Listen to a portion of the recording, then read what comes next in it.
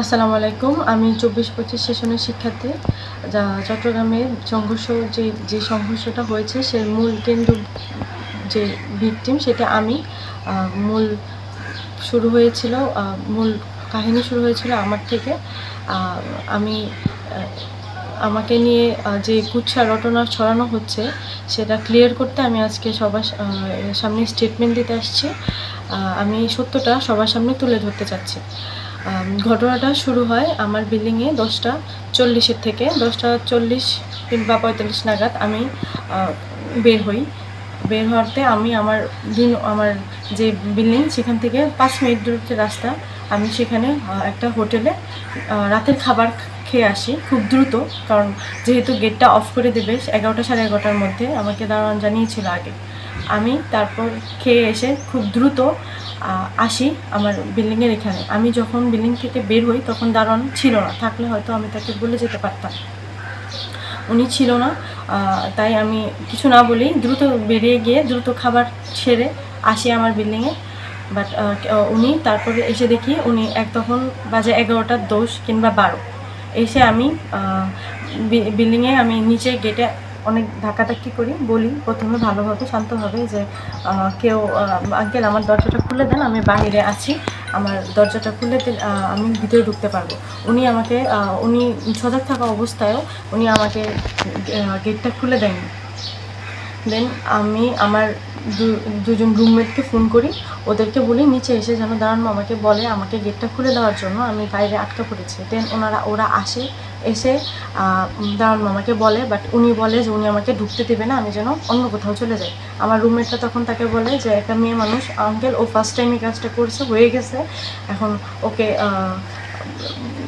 আজকের জন্য মাফ করে দেন, ও তো আর কখনোই ভুলটা করে নাই, আজকে যেহেতু ফার্স্ট আপনি ভুলটা মাফ করে দেন।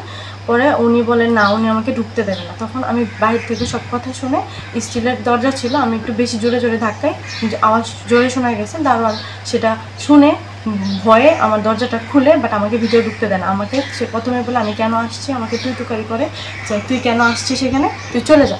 আমি বলছি আপনার এসব কী ব্যবহার। আমিও আমার গলার টিউনটা বড় করে ফেলি। আমি বলি যে আপনি কেন আমার সাথে এসব ব্যবহার করতেছেন, আমি তো এরকম কাজ আগে করিনি, আমার ফার্স্ট টাইম ভুল হয়ে গেছে, আজকের মতো অন্তত আমাকে ভিতরে ঢুকতে দেন। কিন্তু উনি আমার কোনো কথাই শুনে না। তারপর আমি ঢুকতে যাই, আমি হাফ আমার বডি ঢোকার মানে গেটে ঢুকতে গেছি, তখন দারোয়ান আমাকে পিছন থেকে মানে ওই দরজা সহ আমাকে অনেক সজোরে ধাক্কা দেয়। আমি তখন অনেক ব্যথা পাই। দেন আমার রুমমেটটা চিল্লায় ওঠে যে কেন এরকম আমার সাথে সে করতেছে। আমি তারপর নিজের শরীরের শক্তি দিয়ে গেটের ভিতরে ঢুকি। ঢোকার পরে ওনাকে আমি বলছি আপনি কি ব্যাপারটা ফাইজলামি পাইছেন, আপনি কেন আমার সাথে এসব করতেছেন, একটা মেয়ের গায়ে এত রাতে কেন আপনি হাত দিতেছেন। তারপরে উনি রাগারাগি করে যে কেন আমি বাইরে ছিলাম। আমি বলছি যে আমি বাইরে ছিলাম, আমার তো কখনো হয় নাই, ফার্স্ট টাইম হয়েছে, আমি খাইতে গেছি। কিন্তু উনি আমার কোনো কথাই বুঝতে চায় না। আমিও আমার গলার টিউনটা একটু বড় করে ফেলি, ওনার সাথে আমার অনেক জোরে কথা কাটাকাটি হয়। তো এক পর্যায়ে উনি আমার গলার টিউন বেড়ে যাওয়ার কারণে উনি আমার গালে সজোরে চাপার নিচে একটা থাপ্পড় মারে। তখন আমি অনেকটা স্তব্ধ হয়ে যাই, মানে আমি বুঝতে পারি না আমার সাথে কী হয়েছে। তারপরে উনি সাথে সাথে আমার বুকে কয়েকটা কিল মারে। তখন আমার রুমমেটের পিছন থেকে আমাকে অনেক বাঁচানোর ট্রাই করে, বাট ওনার মারামারি উনি ঠিকই চালায় যায়। নিজেকে বাঁচানোর জন্য আমি ওনাকে আটকাই, বাট উনি কোনোভাবেই থামতেছিল না। তখন উনি আমাকে আমার তলপেট বরাবর বাম পাশে একটা লাথি মারে। তখন আমার বিল্ডিংয়ের অপোজিট বিল্ডিংয়ে একটা ভাই আছে, উনি সব কিছু অবজার্ভ করতেছিল। দেন এখন তিনি যখন শুনে অনেক জোরে চিল্লাচিল্লি হচ্ছে, তারপরে উনি আসে দারোয়ানকে আটকায়, কলারে আটকায়। উনি দারোয়ানকে গালি দিয়ে বলে কেন একটা মেয়ের গায়ে উনি হাত দিতেছে। তারপর সাথে সাথে আমাদের গলির প্রত্যেকটা বিল্ডিংয়ের মানুষ নামে, সব মুরব্বীরা নেমে যাওয়ার পর সবাই ওনাকে ধরে যে কেন উনি একটা মেয়ের গায়ে হাত দিচ্ছে। এর মাঝখানে আমার আরেকটা রুমমেট এসে দেখে যে উনি আমাকে ঘুষি দিচ্ছে আমার বুক বরাবর।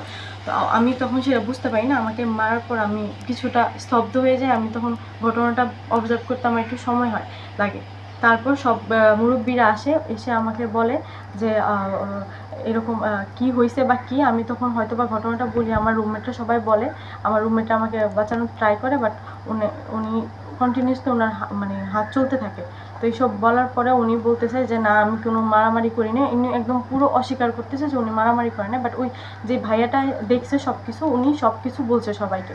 তারপর মুরব্বীরা বলে যে আজকে এটা এখানেই থাক, ম্যানেজারকে ফোন করে, বাসার ম্যানেজারের। ও আমার বাসার কোনো বাড়িওয়ালা ছিল না, বাড়িওয়ালা ছিল বিদেশে। ওনাকে যখন আমি বলতাম বাড়িওয়ালার নাম্বার দিতে, উনি বলতো বাড়ির দায়িত্ব সম্পূর্ণ ওনার হাতে। উনি শুধু আমার সাথে না, বিল্ডিংয়ের বেশিরভাগ মেয়ের সাথে উনি অনেক খারাপ বিহেভ করতো। বাহিরে জুতা রাখা নিয়ে, দেন ময়লা ফালানো নিয়ে অনেক খারাপ বিহেভ করতো। আমরা কিছু বলতাম না, উনি বুড়া মানুষ, এর জন্য ওনাকে আমরা কোনো কথাতে কোনো দাম দিতাম না, বলতাম যে ঠিক আছে উনি বলতেছে, উনি বুড়া মানুষ বলতেই পারে। তাই তারপর এই এক পর্যায়ে উনি একটা ঠুনকো কারণে আমার সাথে এরকম এত বাজে বিহেভ করে। এখানে বাজে বিহেভ করে, উনি যদি পারতো আমার দরজাটা খুলে দিতে তাহলে আজকে এত বড় কাহিনীটা হতো না। বাট উনি হঠাৎ করে মাথা রেগে যায়, দেন উনি আমার গায়ে হাত তোলা শুরু করে। তারপরে আমি মুরব্বীরা বলে যে 10টা মানে আগামীকাল 10টা, ঘটনা যেদিন ঘটছে এর পরের দিন 10টা বাজে উনি আমাকে মানে সেফটি দেবে, ওনাকে নিয়ে একটা বিচার বসবে। তো আমি মুরব্বীদের কথায় উপরে চলে যাই, বলে যে আচ্ছা ঠিক আছে ওনাকে সেফটিতে রাখবো, উনি যেন কোথাও না যেতে পারে। কিন্তু ওনাকে কেউ সেফটিতে রাখে নাই। আমি উপরে যাওয়ার 10 মিনিটের মাথায় যখন আবার নিচে আমরা সবাই নামি, সবাই বলতেছে, সব মেয়েরা বলতেছে না এটার একটা বিচার হওয়া দরকার, উনি যেহেতু আমাকে এভাবে মারছে। দেন ওনাকে চেক করার জন্য নিচে গেলে দেখি উনি নাই। উনি ওনার রুমের দরজা বন্ধ করে ভিতরে লাইট ফ্যান জ্বালায়া রুমে ওনার ফোন এবং ওনার গেটের চাবি রেখে উনি দেওয়াল টাপকায় ওই বিল্ডিংয়ের পাশ দিয়ে চলে যায়।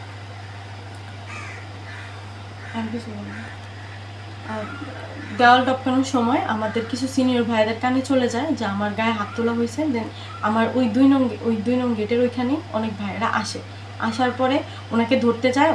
ওনারা নিজস্ব চোখে দেখে যে ওনারা দারোয়ান পালায় যেতেছে। দেন ওনাকে ধরতে গেলে উনি দস্তাদস্তি করে ওইখান থেকে পালায় যায়। তারপর সিনিয়র ভাইয়েরা আসে, আমাকে সব কিছু জিজ্ঞাসা করে, সব কাহিনী জানতে চায়। দেন যে কাহিনী জেনে আমাকে ভিতরে সেফটিতে রেখে ওনারা যায় দারোয়ানকে ধরতে। দেন দারোয়ান ওখানে স্থানীয়দের সাথে দারোয়ানকে প্রক্টর অফিসে যাওয়ার জন্য সিনিয়র ভাইয়েরা ওনাকে পিছে ধাওয়া করে। বাট উনি ততক্ষণে স্থানীয়দের সাথে মিশে অনেক বাজে কুচ্ছারোটানোটায় যে শিক্ষার্থীরা তাকে মারতে আসতেছে বা কিছু একটা করতে আসতেছে। কিন্তু ভাইয়ারা গেছিলো ওনাকে ধরতে প্রক্টর অফিসে ধরে নেওয়ার জন্য। সেদিক দিয়ে প্রক্টর অফিসেও ফোন দেওয়া হয়েছে, সব দিক দিয়ে ফোন দেওয়া হয়েছে, কেউ ফোন ধরেনি, কেউ ফোন তোলেও নি। এই জন্য ভাইয়েরা নিজেরা ওই ইয়াকে ধরে নিয়ে, ওই দারোয়ানকে ধরে নিয়ে চাচ্ছিল প্রক্টর অফিসে সরাসরি নিয়ে যেতে। তো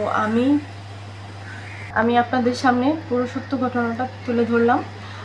আমি চাই আমি সহ সবার একটা নিরাপত্তা চাই, আমি সহ আমার সকল ভাই বোনদের একটা নিরাপত্তা চাই এবং এই ঘটনাটার সুষ্ঠু একটা বিচার চাই।